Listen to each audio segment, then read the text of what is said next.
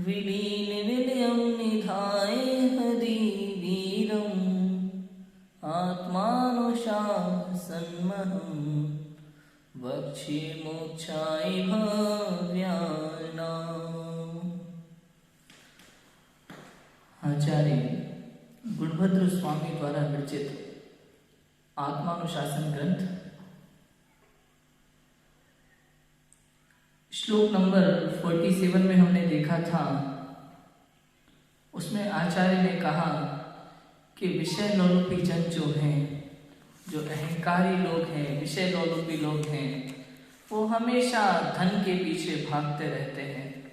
इसलिए ऐसे जीवों को आचार्य ने धनोपार्जन छोड़कर धर्मोपार्जन की प्रेरणा दी थी।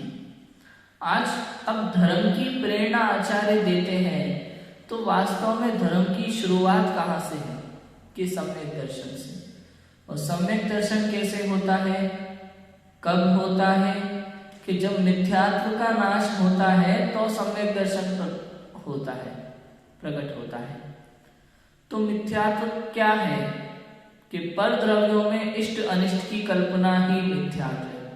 तो यदि इस जीव को धर्म करना है ना, तो सबसे पहले पर द्रव्यों में इष्ट अनिष्ट की बुद्धि छोड़नी होगी, तब जाकर के धर्म की शुरुआत होगी। पर द्रव्यों में वास्तव में तो देखा जाए तो संसार में कोई भी मेरा नहीं है, ना ही मैं किसी का हूं। यदि कोई मेरा होता, मैं किसी का होता, तो ना तो कभी कोई मुझे छोड़कर जाता और ना ही कभी मैं किसी को छोड़कर जाऊं। लेकिन ऐसा नहीं होता। जगत में हर व्यक्ति अपना स्वार्थ साधता है। स्वार्थ जगत में सबसे बड़ा रिश्ता माँ का रिश्ता कहा जाता है, और उसे निस्वार्थ प्रेम कहा जाता है। किंतु ऐसा नहीं है, ऐसा नहीं है। वो भी स्वार्थ है, स्वार्थ है। कोई कहे एक माँ का प्रेम निस्वार्थ प्रेम होता है, तो वैसा नहीं है, सत्य नहीं है। कहीं ना कहीं आप अनुभव करोगे, देखोगे कि उसमें उनका कितना स्वार्थ होता है। नहीं समझ आ रहा है? नहीं समझ आ रहा है? कैसा स्वार्थ होता होगा माँ के प्रेम में? कैसा स्वार्थ होता होगा? कभी विचार कर किया? ये बात सुनने को ही नहीं मिली होगी। लेकिन आप देखना कि माँ का प्रेम जो पुत्र के लिए होता है, वो अपने पुत्र से जैसा चाहती है वैसा वो ना करे तो वो क्रोधित हो जाती है। क्यों हो जाती है? कभी सोचा? प्रेम तो वो होता है, परिशुद्ध प्रेम, निश्चल प्रेम तो वो होता है जहां कोई समस्या ही नजर ना आए, सिर्फ समाधान ही समाधान नजर आए। अगर कोई अपराध हो गया है तो वहां समस्या नजर नहीं आना चाहिए, समाधान नजर आना चाहिए। वो प्रेम है। समझ आया? थोड़ा सा मुश्किल है। ये जो दृष्टि है ना, जिस दृष्टि से मैं आपको संसार दिखाना चाहता हूं, ये दृष्टि अगर हम में आ जाए तो जीवन जीना बड़ा सरल हो जाएगा, बड़ा सरल हो जाएगा। किंतु ये होना ही मुश्किल है, ये होना ही मुश्किल है। संसार में हमें समस्या नहीं, समाधान नजर आना चाहिए। समाधान। समस्या नजर आएगी तो क्रोधित होंगे, आकुलित होंगे, व्याकुलित होंगे, परेशान होंगे, और समाधान नजर आएगा तो खुश रहेंगे। कंप्यूटर खराब हो गया काम करते करते, परेशान, आकुलित, व्याकुलित, अब क्या होगा? इतनी सारी मेहनत थी, इतना सारा काम था, सब तुमने उसे ऐसा मान लिया कि मेरा काम, मेरी मेहनत, में पता नहीं अब क्या होगा, अब पता नहीं क्या होगा। ऐसे इतना आकुलित व्याकुलित, कुछ नहीं होगा, सब हो जाएगा, पता भी नहीं चलेगा वो काम कैसे निबट जाएगा, ये समय कब चला जाएगा पता भी नहीं चलेगा, बड़ी से बड़ी समस्या कैसे टल जाती है पता भी नहीं चलता। तो आकुलित व्याकुलित होने का क्या फायदा?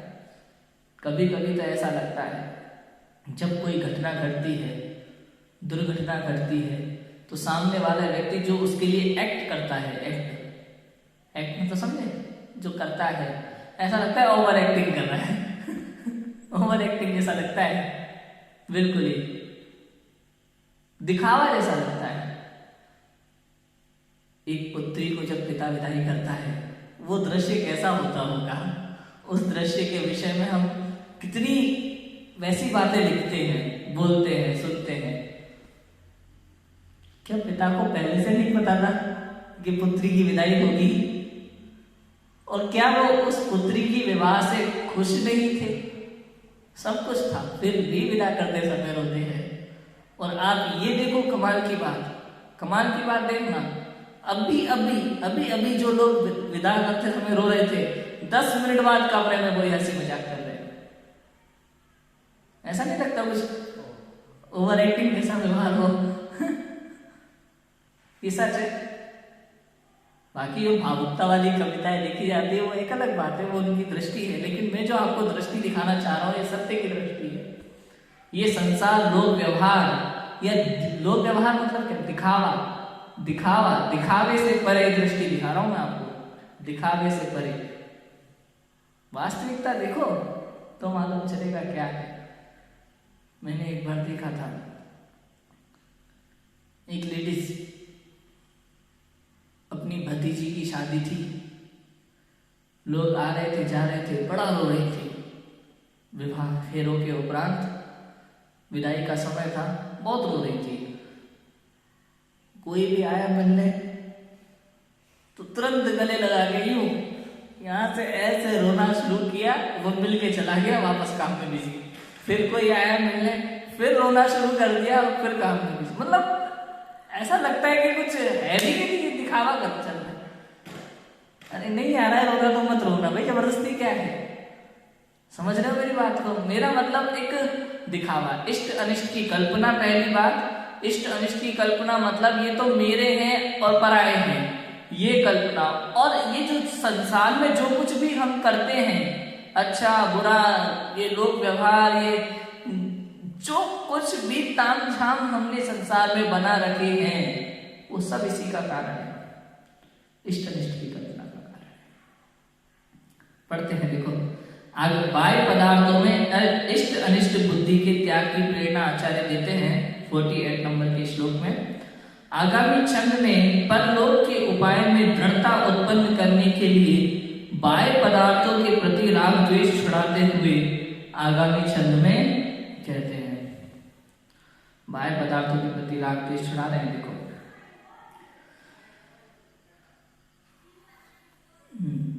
संकल्पितमनिष्टमिष्टमिदमेत्य ज्ञाता यथात्मको, संकल्पितमनिष्टमिष्टमिदमेत्य ज्ञाता यथात्मको, वायो वस्तुनि किं व्रतेव गमय स्याच्चिकालं अंतः शांतिमुपेहि यावदनय प्राप्तान्तक प्रस्फुर ज्वाला भीषण जाठरानलमुखे भस्मीभवीनो भवा। इष्ट अनिष्ट बुद्धि करता है पर द्रव्यों में बिना विचार, वस्तु स्वरूप बिना जाने क्यों काल गवाता बारंबार। उदय प्राप्त निर्दय अति भय प्रद ज्वाला मय मुख ज्वाला का, भस्म करे उससे पहले ही परम शांति पाले तत्काल। हे जीव, तो वस्तु का यथार्थ स्वरूप न जानकर यह इष्ट है और यह अनिष्ट है ऐसी कल्पना करके बाह्य वस्तुओं में आसक्त होकर व्यर्थ ही काल क्यों गवाता है? जब तक निर्दय काल उदय को प्राप्त होकर अपनी दिव्यमान ज्वालाओं के भयानक मुख में तुझे भस्म न कर ले, उससे पहले ही तू अंतरंग राग द्वेष त्याग कर परम शांत दशा को प्राप्त कर दे। आचार्य गुरुभद्र स्वामी जीव को समझाते हैं, करुणा करके उपदेश देते हैं, हे जीव, तू क्यों व्यर्थ में अपना काल गवा रहा है, क्यों समय व्यर्थ गवा रहा है। पर द्रव्यों के सच्चे स्वरूप को समझ, पर द्रव्यों में इष्ट अनिष्ट की कल्पना क्यों करता है। वास्तव में ये ना तो मेरे लिए इष्ट है, ना ही मेरे लिए अनिष्ट है। इष्ट अनिष्ट की कल्पना ही संसार में जीव को रुलाती है, भ्रमाती है, परेशान करती है, दुखी करती है। ये संसार के सभी जीव जो तुझे कुछ अच्छे दिखाई देते हैं और कुछ बुरे दिखाई देते हैं, वास्तव में ये सब तेरे अपने ही हैं, और कहा जाए तो इनमें से कोई भी तेरा नहीं है। आचार्य कहते हैं, संसार में ऐसा कोई जीव नहीं है जो तेरा रिश्तेदार ना रहा हो, जिससे तेरा संबंध ना हो अनादिकाल से लेकर आज तक। और संसार में ऐसा कोई जीव नहीं है जो तेरे साथ सिद्धालय में जाए या तेरे मुक्त होने में सहायक बने, कोई नहीं। किससे तू प्रेम करता है और किससे तू घृणा करता है, सब एक जैसे हैं, सब एक जैसे हैं, समान है। तेरी इष्ट अनिष्ट बुद्धि के कारण से तुझे अच्छा बुरा लगता है, वो तेरे अनुकूल है या प्रतिकूल, इस दृष्टि से तू उन्हें अच्छा बुरा समझता है, किंतु वास्तव में तो सभी जीव एक समान है, सभी समान है। तू सबको एक दृष्टि से देखना सीख। जिस प्रकार सभी जीव एक जैसे हैं, ऐसे ही सभी वस्तुएं एक जैसी है, समस्त द्रव्य एक जैसे हैं। तू इनमें अंतर मत कर। तेरे अनुकूलता और प्रतिकूलता का आरोप तू पर द्रव्यों पर मत लगा। वह एक पंखा, वो पंखा जो गर्मियों में हमें अच्छा लगता है, और सर्दी लग रही हो, तेज सर्दी लग रही हो बहुत, यहाँ पे कोनूर में तो इतनी सर्दी नहीं पड़ती है। हमारे श्योपुर में इस समय बहुत सर्दी है।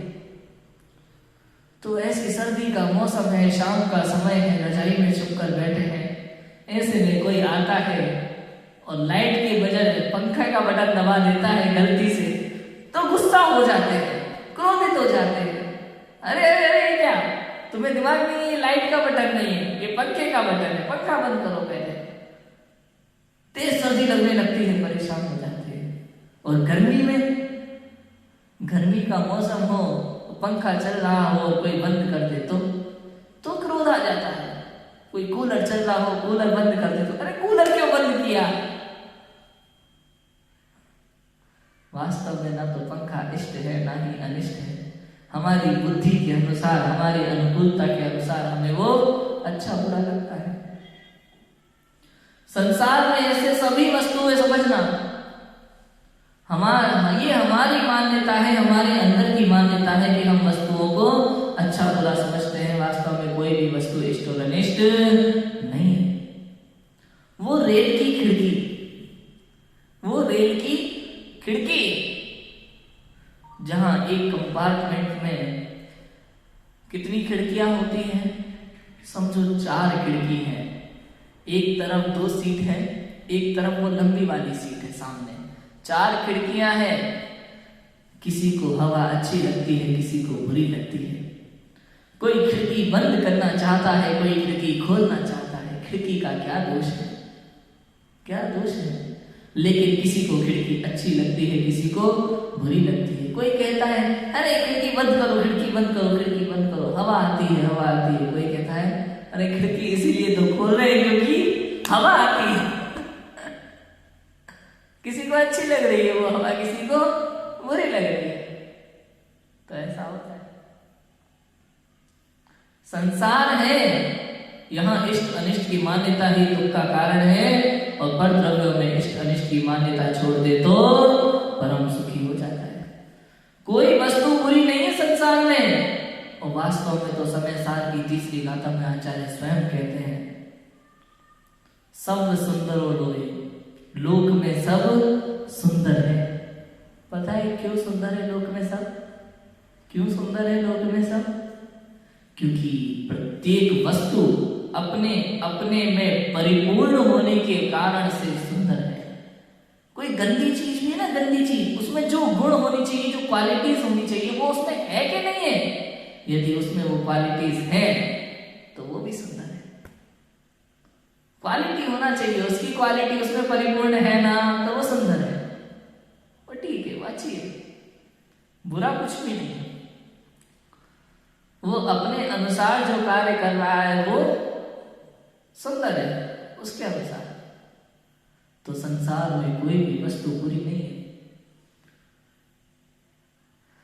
विचार तो करो, एक साड़ी की दुकान पे आप जाते हैं या कोई कपड़े खरीदने आप जाते हैं, जिस कपड़े को आप उस दुकान पे बहुत गंदा कह करके छोड़ के आ जाते हैं, अरे ये मत दिखाओ, ये तो बहुत बेकार है, हटा, 5 मिनट बाद उसी को सबसे अच्छा समझ के ले जाता है दूसरा ग्राहक। होता है कि नहीं होता? कोई कपड़े बचते हैं क्या उनके पास? सब जाते हैं। जिस कपड़े को एक व्यक्ति 1500 में नहीं खरीदना चाहता, दूसरा व्यक्ति उसे 2500 में भी खरीदने को तैयार है, उसे इतना पसंद आ रहा है, क्या करोगे? क्या करोगे? ये है अनुकूलता और प्रतिकूलता, जिसके कारण से हम पर द्रव्यों में इष्ट और अनिष्ट की बुद्धि रखते हैं। वास्तव में पर द्रव्य इष्ट और अनिष्ट नहीं है, ये सब मेरी मान्यता का फर्क है और मैं मान्यता करता हूँ ये अच्छा है और ये बुरा है, इसलिए मैं सुखी दुखी होता रहता हूँ, परेशान होता रहता हूँ। ये तो मैंने वस्तु में बताया, जीवों में बताया, घटनाओं में देख लो आप। सबसे ज्यादा प्रभावित होते हैं हम घटनाओं से, अच्छी घटना और बुरी घटना। मैंने पहले भी कहा है, वास्तव में प्रकृति में किसी के साथ अन्याय नहीं होता। जो जैसा कर्म करता है वो वैसा ही फल भोगता है। हम किसी को दुखी देख करके, पीड़ित देख करके उसके प्रति दया भाव करते हैं। हमें लगता है कि कितना दुखी है, कितना निर्दोष प्राणी के साथ कैसा अत्याचार हो रहा है, किंतु सत्य तो ये है कि कोई भी संसार में निर्दोष हो और उसके साथ अत्याचार हो, ये तो असंभव है, असंभव है। हमें वर्तमान में वो उसके दोष दिखाई नहीं देते, किंतु हमें क्या पता पूर्व में वो क्या करके आया है, जिसका फल वर्तमान में भोग रहा है। और हम नहीं जानते कि वर्तमान में जो बुरा आचरण कर रहा है उसके साथ भविष्य में क्या होने वाला है। इसलिए प्रत्येक समय अपने परिणामों की निर्मलता का ध्यान रखना ही हमारा परम कर्तव्य है। प्रत्येक समय कोई भी कार्य करते समय आप तो ऐसा विचार कर लो कि मैं स्वयं भगवान हूँ, और यदि मैं भगवान हूँ तो मुझे ऐसे बुरे कार्य शोभा नहीं देते। ऐसा विचार कर लो, बुरे कार्यों से बच जाएंगे, बच जाएंगे। मैंने कहा संसार में किसी के साथ अन्याय नहीं होता, प्रत्येक जीव अपने अपने कर्म को भोगता है। जो भी संसार में घटनाएं घट रही है वो कर्मों के अनुसार ही घट रही है।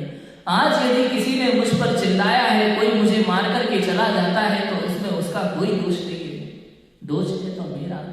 यदि मेरा कर्म बुरा नहीं होता तो 3 लोग 3 काल में किसी की ताकत नहीं है कोई मुझे चिल्ला कर चला जाए, कोई मुझे मार कर चला जाए।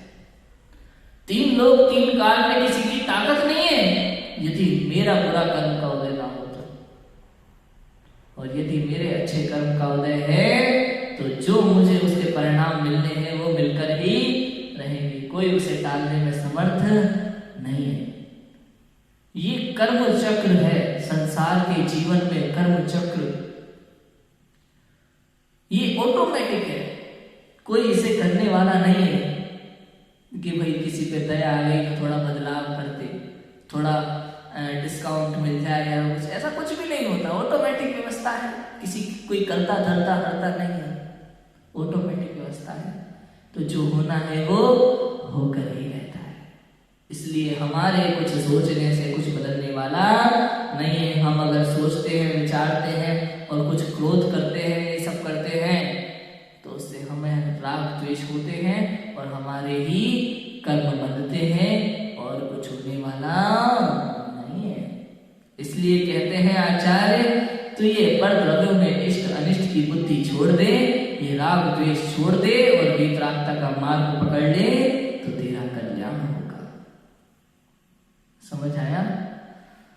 देखो भावार्थ, जो वस्तु का सच्चा स्वरूप नहीं जानते वे धन, स्त्री, राज्य आदि को भला जानते हैं और दुख, दरिद्र, रोग आदि को बुरा जानते हैं। इस प्रकार वे इष्ट अनिष्ट कल्पना द्वारा बाह्य वस्तुओं में आसक्त होकर वृथा काल गवाते हैं, मनुष्य भाव व्यर्थ गवा देते हैं। अतः श्री गुरु भव्य जीव को समझाते हैं, अहो भव्य, तू इष्ट अनिष्ट कल्पना छोड़, बाह्य वस्तुओं में बारंबार आसक्त होकर काल व्यर्थ क्यों गवाता है?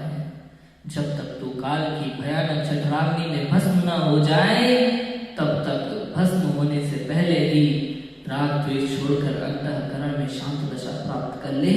बाह्य पदार्थों में इष्ट अनिष्ट की कल्पना मिथ्या है। समझ ले तू आज, ये स्त्री, पुत्र, मकान, दुकान, लोक, व्यवहार, ये सब तो ये दुख देने वाले हैं, तुझे दुख देने वाले हैं, परेशान करने वाले हैं, इससे सुख होने वाला नहीं। समझ ले आज ही, और ये पर द्रव्यों में इष्ट अनिष्ट की कल्पना छोड़ दे। हम संसार में जो कुछ भी करना चाहते हैं दूसरों को दिखाने के लिए करना चाहते हैं। सोचो संसार में ऐसा कोई कार्य नहीं है जो हम स्वयं के लिए करते हैं, सब अन्य लोगों के लिए करते हैं। पढ़ाई अच्छी से अच्छी करते हैं तो किस लिए? ताकि सोसाइटी में मेरा नाम हो, लोग कहें कि अरे वाह कितना अच्छा पढ़ता है, कितना अच्छा टैलेंट है। हम डांस करके दिखाएं अच्छे से अच्छा लोगों को, डांस इंडिया डांस में जाकर के, तो किस लिए? मेरे लिए, मुझे आनंद आता है इसलिए। नहीं, लोग तारीफ करेंगे, नाम होगा, टीवी पे आऊंगा वगैरह वगैरह, अवार्ड मिलेंगे, फलाना ढिकाना। किस लिए? लोगों की दृष्टि में अपना टैलेंट दिखाने के लिए। मैं बहुत अच्छा सिंगर बन गया, आइडियल जूनियर और सारे गामा पे वॉइस किड्स में जाऊं, किस लिए? अपने लिए कि मुझे मजा आएगा। नहीं, उससे सुख नहीं होगा मुझे। ये तो पर द्रव्यों के लिए, दूसरों को दिखाने के लिए कि मेरा टैलेंट कितना अच्छा है, मेरी आवाज कितनी अच्छी है, मुझे संगीत का क्या गजब का ज्ञान है। हाँ? और लगा लो एक से एक क्वालिटी अपनी, किसके लिए? दूसरों के लिए, ताकि दूसरे लोग मेरी प्रशंसा करें। किंतु वास्तव में जीवन पूरा निकल जाता है, सुख नहीं मिलता। जो लोग आपकी आज प्रशंसा करते हैं कल आपको भुला देते हैं। आपके जैसे टैलेंटेड हजारों घूम रहे हैं दुनिया में और घूमते रहेंगे, कोई याद रखने वाला नहीं है। इसलिए कहते हैं आचार्य, तू काल को व्यर्थ क्यों गवाता है, इस मनुष्य भाव को व्यर्थ क्यों गवाता है? शीघ्र अतिशीघ्र अपनी आत्मा का कल्याण कर और सुखी हो। इष्ट पर द्रव्यों में इष्ट अनिष्ट की कल्पना, राग द्वेष के कारण जो तू अनादि काल से संसार में दुखी हो रहा है, इन पर द्रव्यों के वस्तु के सच्चे स्वरूप को समझकर इस झूठी इष्ट अनिष्ट कल्पना को त्याग दे और पर द्रव्यों में इष्ट अनिष्ट बुद्धि से जो तेरे अंतर में राग द्वेष के परिणाम प्रति समय उत्पन्न होते हैं और जो तुझे जला रहे हैं, दुख दे रहे हैं प्रति समय, तो इन राग द्वेष के परिणामों को त्याग दे। बारंबार आचार्य देव एक ही बात समझाते हैं, वीतरागता के मार्ग पर अग्रसर हो, संसार को छोड़, गृहस्थ अवस्था को छोड़, पर द्रव्यों में मिथ्या बुद्धि को छोड़, संसार के समस्त कार्यों को छोड़ और मुनि अवस्था धारण कर, वीतरागता को धारण कर, अंतर में लीन हो जा, अपने सच्चे स्वरूप को समझ, अनुभव कर और मोक्ष मार्ग की ओर आगे बढ़। इसी से तेरा कल्याण होगा। हम सभी जीव इस मार्ग पर अग्रसर हो, इसी मंगल भावना से की बात को विराम देते हैं। ओम नमः